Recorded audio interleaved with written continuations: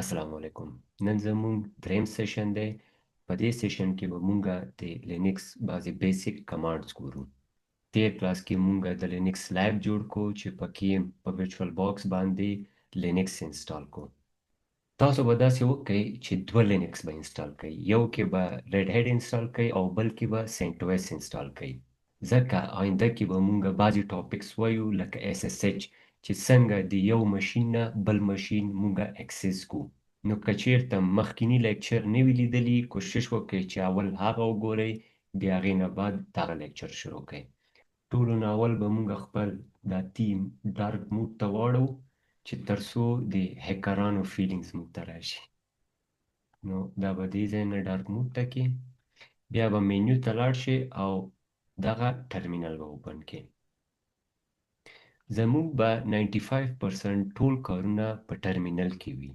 کیدای شي چې بعضې شیونه په ګرافیکل یوزر انټرفیس کې هم درته وښیم، خو کوشش وکړئ چې په ټرمینل باندې ځان بلد کړئ.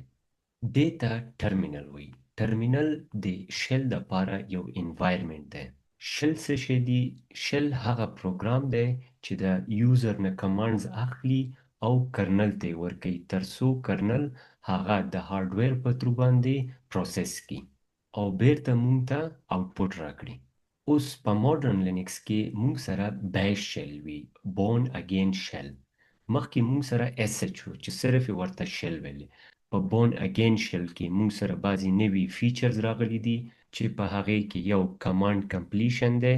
مثلا زه لیکم nmt او زه چې ټیب باندې کلیک کم زما کمانډ به دا کمپلیټ کی. همدغسې په دې کې د کمانډز هیسټري ساتلو یو فیچر هم راغلی دی چې کوم مونږ کمانډز یوز کړي وي د هغې هیسټري ساتي. مثلا زه دلته لیکم هیسټري، دا چې انټر کم دا هغه کمانډز دي چې ما مخکې یوز کړي وو. بل دغسې ویریبلز پکې جوړیږي چې په کوم کې مونږه خپل د سیسټم سیټینګز سټور کوو، او بل سکرپټس هم پکې لیکل کیږي. نو داسې ډیر فیچرز دي چې هغه په بیش کې راغلي دي. دې کمانډز په باره کې تاسو اوس فکر مه کوئ، دا به بیا په کلاره زه تاسو ته یو یو ښایم. فلحال مونږه دا کلیر کو. دلته تاسو لیدلی شئ دا یوزر وي، دا کوم یوزر چې ما جوړ کړی دی د هغې نیم دلته لیکي، دا هوست نیم دی. دلته که تاسو وګورئ ډالر ساین دی. ډالر ساین مطلب سمپل یوزر، مطلب چې کوم ساده یوزر دی. که دا چېرته مونږه روټ یوزر ته واړو دا به هیش ته واوړي. زه دلته بل ټیب کولاومه، زه دلته لیکم سوډو اس یو هایفن، دا مونږ نه پاسورډ غواړي. دلته تاسو وګورئ دا هیش ته چینج شو ځکه چې مونږ روټ یوزر ته ووړېدو. دې کمانډز ته اوس تاسو فکر مه کوئ، دا به مونږ په کلاره بیا ګورو. صرف مې تاسو ته ښودو چې ډالر ساین چې وي دا نارمل یوزر وي، او چې کله هیش ساین وي دا روټ یوزر وي. بیرته راځو خپل نارمل یوزر ته. کوشش وکړئ هیڅکله از روټ یوزر کار مه کوئ په لینکس کې انټل چې ډیر ضرورت نه وي. دا هغه یوزر دی که تاسو یاد شي مونږه ډیورینګ د انسټالیشن دا یوزر جوړ کړی و او دې ته مونږه ایډمنسټریټیو پریویلیجز هم ورکړي وو. اوس ګورو چې د کمانډ سینټیکس څه شی دی. کمانډز به تاسو څنګه لیکئ؟ ټولو نه اول راځي کمانډ. دلته خپله چې کوم کمانډ دی اول به هغه لیکئ. بیا راځي آپشنز. آپشنز ستاسو کمانډ موډیفای کوي.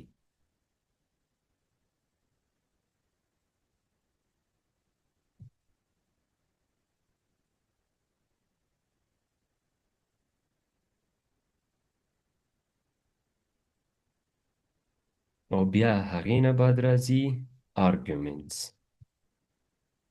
آپشنز هم ستاسو په آرګومنټس کې راتلی شي. هر هغه شی چې وروسته د کمانډ نه راځي هغه از آرګومنټس حسابیږي.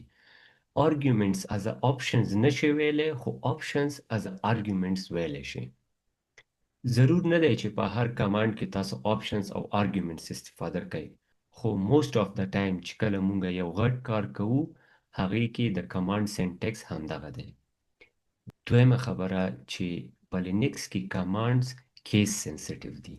مطلب که زه تاسو ته ووایم ls لیسټینګ ته وایي، دا تاسو ته چې په کم فولډر کې تاسو یې هغې چې کوم کانټینټس دي هغه تاسو ته ښیي.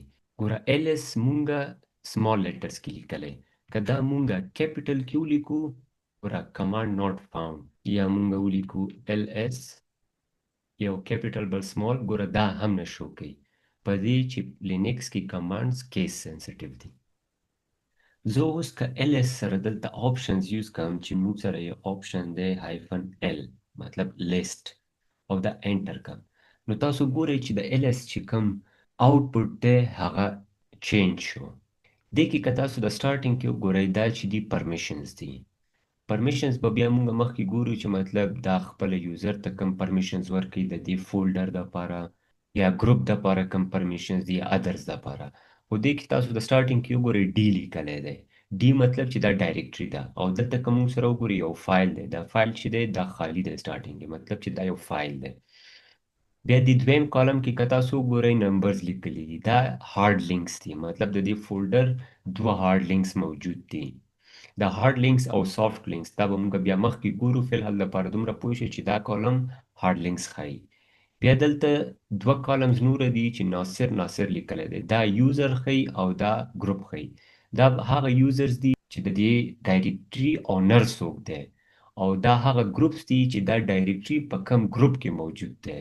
نو دغه به هم بیا موږ کله چې یوزر مینجمنټ وایو هغې کې به بیا ګورو چې دا څنګه کار کوي.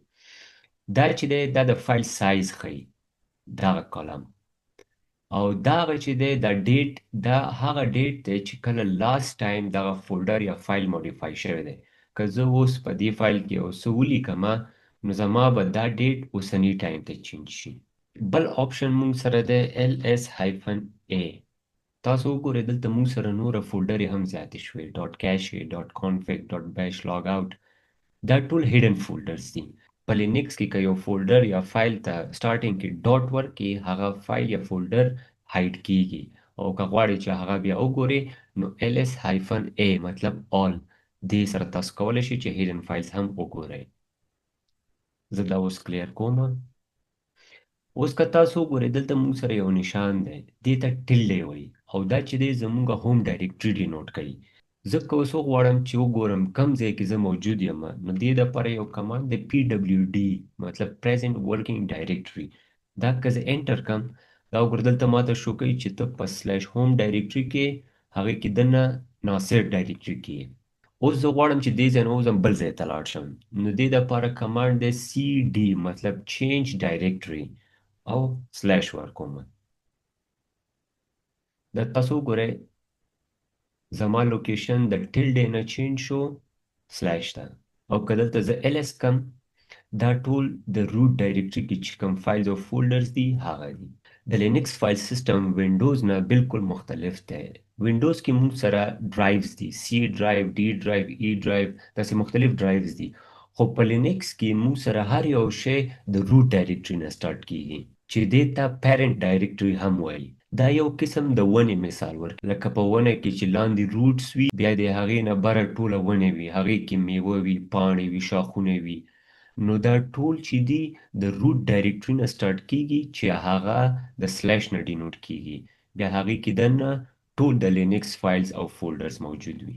دا کوم فایل سیسټم هایرارکي چې ده دا به بیا موږ آینده کې انشاءالله ګورو چې د دې هر یو فایل او فولډر څه مقصد دی. اوس دلته موږ سره یو فولډر یا ډایرکټري ده چې etc ورته وایي. دې کې د لینکس کنفیګریشن فایلز پراته دي، دې کې د لینکس د سرویسز کنفیګریشن فایلز پراته دي، مطلب د لینکس چې کم قوانین یا ترتیبات کم ځای نه منیج کیږي هغه ټول فایلز او فولډرز په دې کې موجود دي.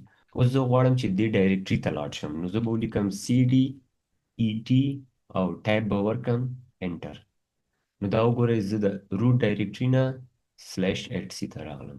ځکه دلته ls کم دا وګورئ دومره ډیر فایلز او فولډرز ما سره موجود دي. دې کې به اکثر چې زموږ کم د ضرورت فایلز او فولډرز وي هغه به ګورو چې هغه څه دي او څنګه کار کوي. او که زه غواړم بیرته شاته لاړ شم نو زه به ولیکم cd ډبل ډاټ انټر. دا وګورئ زه بیرته د سلیش etc نه سلیش ته راغلم. دلته که بیا ls کم زه واپس روټ ډایرکټري ته راغلم. دا به زه کلیر کم.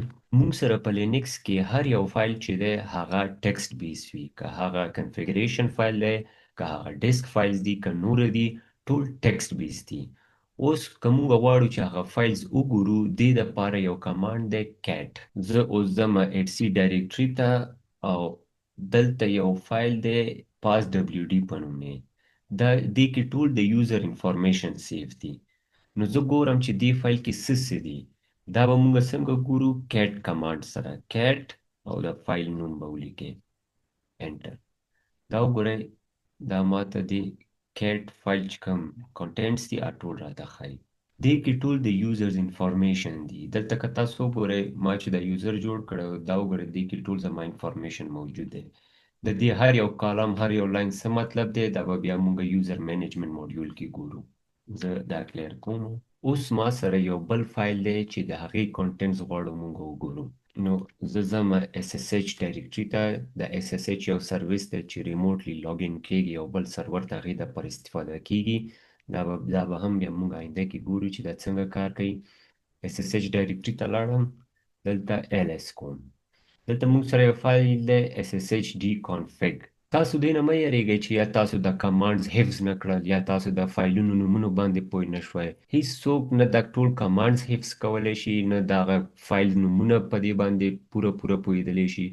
تاسو باید دومره پوه شئ چې د هر یو کمانډ او فایلز کار څه کوي او څنګه کوي. صرف په فلو باندې پوه کړئ ځان. دا چې بیا ورو تاسو آینده کې کار کوئ بیا په خپله ورسره بلدېږئ. اوس موږ ګورو چې د SSHD فایل کې دننه څه دي. زه لیکم cat sshd او ټیب باندې کلیک کوم. پرمیشن ډیناید. دا ځکه چې دا یو ډیر اساس فایل دی. نو بعضې فایلز او کمانډز د روټ یوزر نه بغیر بل چاته اجازت نشته چې هغه داسې مهم کمانډز یا داسې فایلز وګوري. نو که تاسو فکر وکړئ زموږ چې دا کم ناصر یوزر دی دې ته ما اډمنسټریټیو پریویلیجز ورکړي وو. نو هغه یوزرز دپاره یو بل کمانډز راځي چې ورته سوډو وایي. سوډو هغه کمانډ دی چې هغه لکه ستاسو پلار په شانتې کار کوي. لکه تاسو پلار ته ورځئ چې پلاره ماته د دې کار اجازت راکړه. نو دا سوډو هم همدغسې کار کوي. نو زه اوس لیکم سوډو او بیا خپل کمانډ لیکم cat sshd tab enter.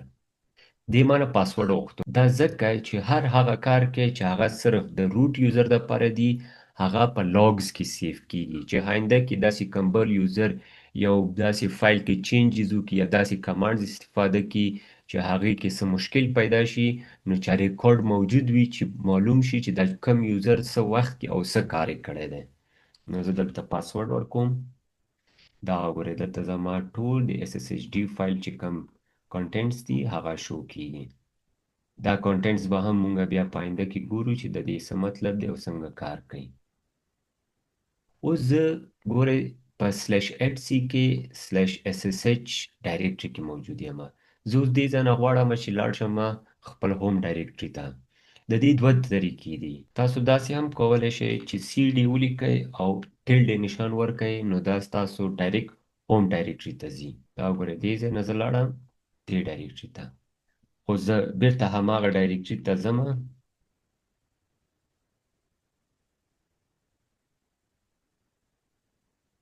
زه ګوره بیرته /etc/ssh ته راغلم. موږ سره دوه قسمه پات دي. یو ریلیټیو پات دی یو اپسلوټ پات دی. اپسلوټ پات همیشه د روټ ډایرکټري نه سټارټ کیږي. اوس زه غواړم چې خپل هوم ډایرکټري ته لاړ شم نو زه به لیکم cd change directory /home. دا سلیش زموږ روټ ډایرکټري شو کوي. بیا روټ ډایرکټري کې زه هوم ډایرکټري مې سلیکټ کو. هوم ډایرکټري کې دننه زه ناصر ډایرکټري ته ځم. دا وګورئ زه د /etc نه هوم ډایرکټري ته راغلم. که دې کې مونږه خپل فول پات وښودو چې کوم ځای ته زه غواړم لاړ شم. او بل اپسلوټ پات چې دی هغه کوم ډایرکټري کې چې ته موجود یې هماغه ډایرکټري نه چې ته نیکسټ ډایرکټري یا فایل ګورې هغې ته ریلیټیو پات وایي. اوس مثلا زه غواړم ډاونلوډز ډایرکټري ته لاړ شم نو زه لیکم cd ډاونلوډز. دا زمونږ ریلیټیو پات دی. همدغسې که زه غواړم یو فایل وګورم نو زه دلته لیکم هوم ډایرکټري کې دننه زه ډاونلوډز کې موجود یم. زه لیکم cat /etc/passwd فایل زه ګورم. نو زه موجود په هوم ډایرکټري کې ډاونلوډز کې یم خو زه چې په /etc کې کم فایل دی دننه دا ما ریلیټیو پات ورکړو هغه غواړم ګورم چې دا انټر کم دا ما ته ټول شو کوي دا به کلیر کوم کلیر کمانډ سره سکرین کلیر کیږي اوس به تاسو فولډر څنګه جوړوئ دې دپاره یو کمانډ دی mkdir مطلب میک ډایرکټري سپیس او د ډایرکټري نوم به ورکې زه ورکومه ډي ډایرکټري 1 چې انټر کم نو زه به ls کم دا وګورئ ما سره dir 1 ډایرکټري جوړه شوه اوس غواړم چې یو فایل جوړ کړم نو فایل جوړولو دپاره کمانډ دی ټچ او فایل نیم به ورکې زه ورکوم فایل 1 زه چې ls کم دا وګورئ زما فایل جوړ شو اوس زه غواړم چې دا فایل او د ډایرکټري دواړه ډیلیټ کړم نو فایل ډیلیټ کولو دپاره rm مطلب ریموو او فایل نیم به ورکې انټر وکړي نو چې وګورو فایل ډیلیټ شو نو ډایرکټري به څنګه ډیلیټ کړئ دې دپاره خپل کمانډ دی چې rmdir مطلب ریموو ډایرکټري نو dir سلیش انټر چې وګورو ډایرکټري هم ډیلیټ شوه بیا موږ سره دی چې فایل به څنګه کاپي کړئ زه یو فایل جوړوم فایل 1 په نوم باندې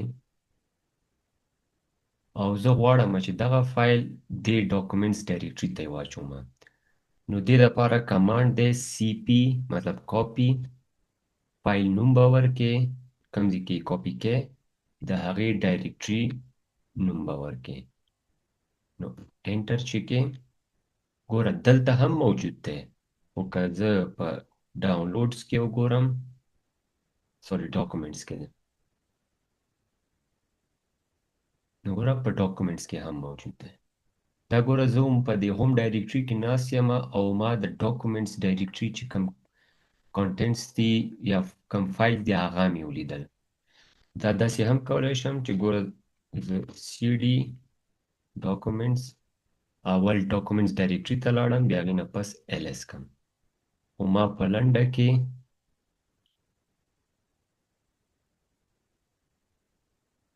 ګوره هوم هغه کې یم ls مې کو او د ډایرکټري نوم مې ورکو نو زه ډاکومنټس ډایرکټري ته نه یم دننه شوی خو د هغې چې کوم کانټنټس یا فایلز دي فولډرز دي په هغې کې هغه زه لیدلی شم بل دی چې څنګه به یو فایل رینیم کوو او موو کوو به لکه په وینډوز کې چې موږ یو فایل کټ کوو دې کې موږ موو کوو هغه فایل دې دپاره دواړو دپاره یو کمانډ دی خو د هغې سینټیکس چینج دی که چېرته تاسو غواړئ چې یو فایل موو کړئ نو اوس ګوره موږ سره دلته دی فایل 1 په نوم باندې موږ سره فایل دی زه غواړم چې دا موو کمه د ډاونلوډز فولډر ته نو mv فایل نوم به ورکې او ډایرکټري نوم به ورکې چې انټر کې نو چې ګوره دلته نشته دی هغه فایل هغه ډاونلوډز ته موو شو نو که زه په ډاونلوډز کې وګورم ګوره زما هغه فایل ډاونلوډز ته راغلو نو زه اوس بیرته غواړم چې دغه فایل د ډاونلوډز ډایرکټري ته راوباسم او خپل د هوم ډایرکټري ته یې موو کړم نو زه به ولیکم موو ډاونلوډز فایل نیم او دلته کې به absolute path ورکمه سلیش هوم ناصر او دلته به انټر کم نو که زه وګورم زما فایل بیرته ډاونلوډز نه راغلو هوم ډایرکټري ته او که په ډاونلوډز کې وګورم ډاونلوډز کې نشته دې کې ګوره ما څه وکړل کمانډ مې ورکو کم ځای کې چې فایل دی ډاونلوډز کې او د فایل نوم مې ورکو بیا مې هغې نه پس چې زه کم ځای ته غواړم چې موو یې کم د هغې لوکیشن مې ورکو هغه لوکیشن د سلیش هوم سلیش ناصر او سلیش مطلب په دې ناصر ډایرکټري کې دننه دا پیسټ کړ اوس که زه غواړم همدغه فایل زه رینیم کم دې دپاره هم سیم کمانډ دی خو سینټیکس یې چینج دی mv فایل نوم به ورکې او دلته به کم نوم چې ته غواړې هغه ورکې نو زه ورکوم فایل 2 او که زه اوس ls کم ګوره فایل 1 په فایل 2 باندې چینج که غواړې چې موو یې کې نو ته به لوکیشن ورکې چې چېرته یې موو کې او که غواړې رینیم یې کې نو ته به اول فایل واخلي بیا به چې کوم نیم ته غواړې هغه نیم به ورکې. اوس راځو تاسو ته یو بل سروس ښیم چې د هغې نوم کاکپټ دی. تاسو به فایرفاکس ته راشئ. دې سروس سره تاسو کولی شئ چې خپل کوم دا ماشین مو دی سرور مو دی دغه ګرافیکلی تاسو مینیج کړئ. نو تاسو به په سرچ کې ولیکئ لوکل هوسټ کالن 9090 دا 9090 پورټ باندې راځي. تاسو ته به دغه پیج کولاو شي. دې پیج کې ستاسو د دې ماشین چې کوم یوزر نیم دی هغه یوزر نیم به ورکې او چې کوم پاسورډ مو دی هماغه پاسورډ به ورکې. دلته تاسو ګورئ دا ستاسو همدغه ماشین دی چې کوم تاسو یوز کوئ. تاسو دا ګرافیکلی هم مینیج کولی شئ. دې کې ګوره تاسو لاګز لیدلی شئ، سټوریج لیدلی شئ، د دې نیټورکینګ مینیج کولی شئ، پاډمنټ کنټینرز دي دې کې، اکاونټ او سروسز دا ټول تاسو لیدلی شئ. زه تاسو ته اوس دلته یو شی ښیم ښه. ګوره لاګز ته به راشو. لاګز کې نوټس اینډ ابو. که ستاسو یاد شي مخکې ما یو کمانډز لیکلی و چې هغه SSH والا فایل ما اوپن کولو خو هغه ما نه پاسورډ غوښتلو. دا ګورئ ښه زه تاسو ته دلته لاګز وښیم. دا وګوره دې کې کلیرلی شو کوي چې ما کم کمانډ یوز کړی و او دا کم یوزر یوز کړی دی. ګوره ناصر یوزر یوز کړی دی او دغه کمانډ یې استفاده کړی دی sudo cat sshd_config. نو ګورئ دا لینکس دومره هوښیار دی چې دا د هر یو شي ریکارډ ساتي. نو که دې کې تاسو هر څه وکئ د دې ریکارډ سیف کیږي. په دې لاګز باندې زموږ پوره یو ماډیول دی. موږ به دې کې ګورو چې څنګه یو مشکل راشي هغه به څنګه ټربل شوټ کوو ترو لاګز او داسې څه خرابي څوک وکړي هغه به څنګه معلوموو چې دا کم یوزر کم کمانډ یوز کړی دی او څه مشکل یې پکې پیدا کړی دی. نو فی الحال دپاره دومره بس دی. نیکسټ کلاس کې به انشاءالله مونږ بیا ګورو چې مینول څه شی دي، څنګه د یو کمانډ باندې ځان پوه کړو چې دا کمانډ څه کار کوي. دې سره به مونږ ټیکسټ ایډیټرز ګورو ځکه په لینکس کې هر یو فایل ټیکسټ بیس دی او که چېرته غواړئ یو کنفیګریشن وکړئ نو پکار دی چې په ټیکسټ ایډیټرز باندې پوه شو. نو ښه وخت ولرئ. والسلام.